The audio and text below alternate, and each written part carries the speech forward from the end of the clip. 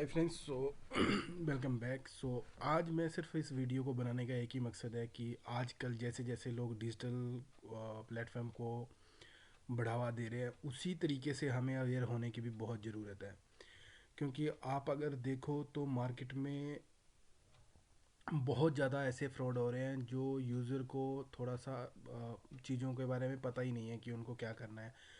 गलती से कहीं से हमारे पास अगर इन्फॉर्मेशन आ जाती है कि आपका क्रेडिट कार्ड बंद हो रहा है, आपका पासवर्ड एक्सपायर हो गया है, आप आपका अकाउंट डिसेबल हो गया है, तो इमीडिएटली इनेबल करने के लिए आप बैंक के इस लिंक पे क्लिक करें। तो मेरा तो एक ही सुजेशन है आप सबको, अगर आपका कुछ भी बैंक के रिलेटेड आपके पास इन्फॉर्मेशन आता है कि आपके बैंक के साथ ये हो गया, इंटरेस्ट नहीं आ रहा, या पासवर्ड एक्सपायर हो गया, अकाउंट डिसेबल हो गया, केवाईसी पेंडिंग है, या कुछ भी वो कहते हैं कि उसको अकाउंट को एक्टिवेट करने के लिए आप टोल फ्री नंबर पे जाइए। इस टोल फ्री नंबर पे आपको अपने कार्ड की डिटेल देनी होती है, ये सब देना होता है। या फिर आपको वो क्या करते हैं कि वो आपको ईमेल करेंगे, आपकी ईमेल आईडी पे जो भी रजिस्टर्ड होगी आपके बैंक में, तो वो ईमेल से आपको क्या करेंगे कि वो लिंक दिया जाएगा जिस पे आपको क्लिक करके अपनी डिटेल डालनी होती है, जिससे आप अपनी इन्फॉर्मेशन को इनडायरेक्टली लीक कर रहे हो।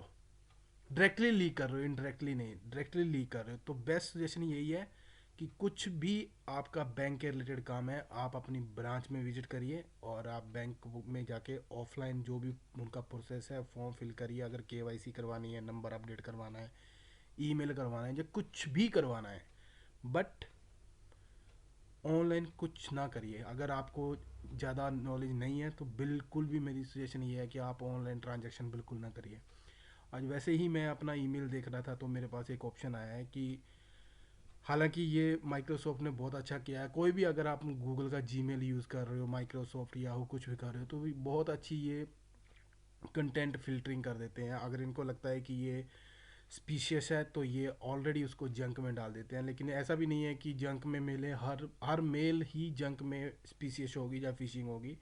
कई बार इनके फ़िल्टर उस तरीके से काम नहीं कर पाते, तो जेन्युइन ईमेल भी आपकी जंक में चली जाती है। तो उस केस में क्या करना है आपको कि जैसे मैंने आज ये देखा था, मैंने जंक में देखा कि मेरे 2 मैसेज आए हैं, तो मैंने जैसे ही जंक पे क्लिक किया तो यहाँ पे मेरे को देखो सब्जेक्ट लाइन में क्या लिखा है इन्होंने। और थोड़ा सा जूम कर लेता हूँ मैं। HDFC bank Insta alert, view account update from HDFC bank, और अकाउंट नंबर दिस क्योंकि इनके पास अकाउंट नंबर होगा या नहीं होगा वो मुझे पता नहीं है। मुझे रिसीव कब हुई है ये? 10:08 है, अभी अभी आई है थोड़ी देर पहले। जैसे ही मैं इस पर क्लिक करता हूँ तो यहाँ पे इसका इमेज है वो लोड नहीं हो पा रहा। यहाँ पे लिखा है कि your HDFC bank online account need to be upgrade now. ठीक है, dear customer we would like to bring your intention that your existing HDFC bank online account need to be, यही है। अगर आप कहीं आपका अकाउंट मान लो होम ब्रांच कहीं हो रहा है और आप कहीं रिमोट पे हो, तो आपको लगेगा हाँ हो सकता है मेरा काम ऑनलाइन हो जाए। तो यहाँ पे उन्होंने एक लिंक दिया हुआ है। अब मैं जैसे ही इस लिंक पे क्लिक करूँगा, अगर आप मोबाइल यूज़ करते हो तो आप इस लिंक पे लॉन्ग होल्ड प्रेस करके रखना, तो इसका URL आ जाएगा जो कि डिफरेंट होगा।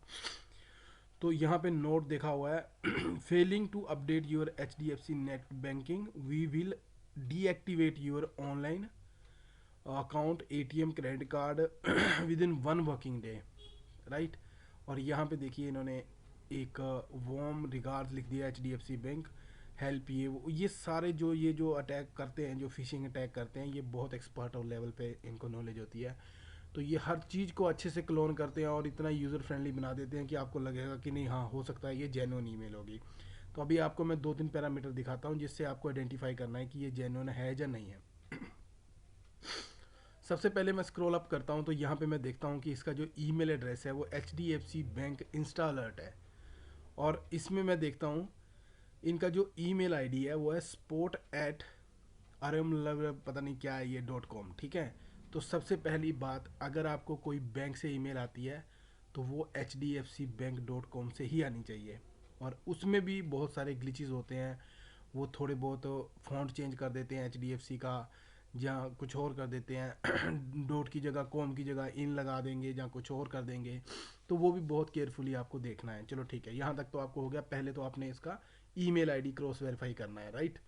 और इसका एक और भी एग्जांपल है, अगर आप इसी ईमेल आईडी को कॉपी करके गूगल में पेस्ट करोगे तो आपको और बहुत सारे लोग होंगे जिन्होंने रिपोर्ट किया होगा, वो दिख जाएंगे।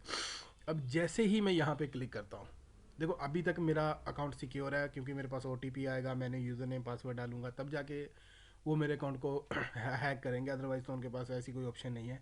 यही चीज़ें वो आपसे करवाना चाहते हैं, आपको पैनिक में डालना चाहते हैं। आपका अकाउंट ब्लॉक हो गया, आपका एटीएम ब्लॉक हो गया, आपकी ट्रांजैक्शन फेल होगी, या दो चार ऐसे टेक्स्ट मैसेज आएंगे। तो बहुत बहुत सारे तरीके होते हैं। अगर जैसे ही मैं इस पर क्लिक करता हूँ, ये देखिए HDFC नेट बैंकिंग, ये, और एक मैं और खोल लेता हूँ, ये कोई भी बैंक हो सकता है आपका, ठीक है। तो यहाँ पे देखते हैं, हम डिफरेंस देखते हैं दोनों में। तो सबसे पहले ये जो HDFC का ओरिजिनल पेज है, जेन्युइन पेज जिसे बोलते हैं, netbanking.hdfc.com। और यहाँ पे देखो, सबसे पहले बात ये है व्यू साइट इन्फॉर्मेशन। तो ये जो वेबसाइट है ये सिक्योर है, राइट, और ये HDFC बैंक की ही है।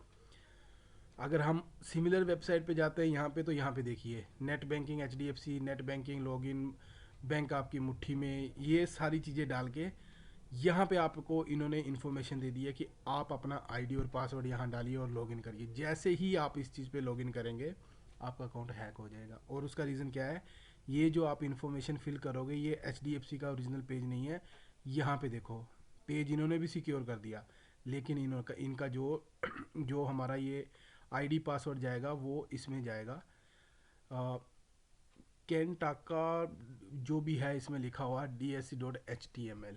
सो गाइस, ऐसे आपको थोड़ा सा ध्यान देना है छोटी छोटी चीज़ों का, जिससे आप अपनी नेट बैंकिंग या जो भी आधार कार्ड OTP, ये चीज़ें कभी किसी के साथ शेयर नहीं करो। अगर कुछ करना है तो ट्राई करिए ज़्यादा से ज़्यादा कि आप बैंक में या आधार केंद्र में कहीं भी जाके आप उसको अपडेट करवाइए।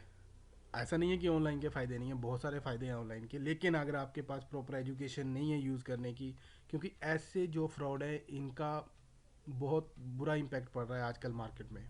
So thanks for watching this video.